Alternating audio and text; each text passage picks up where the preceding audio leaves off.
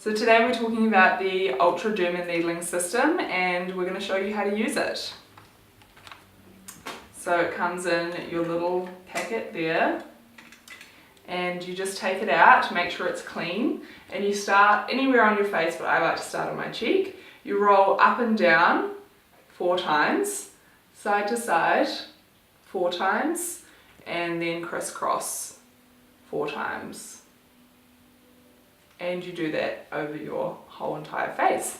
So the forehead, you obviously just adjust to each area.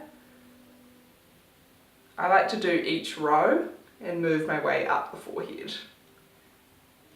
And then you want to start with your crisscrossing.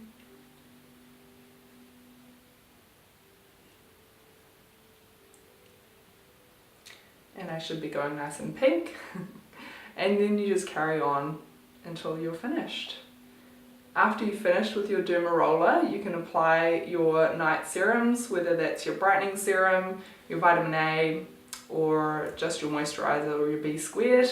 It's wonderful at helping to penetrate your serums a lot deeper into your skin, so use yours every second night or every night.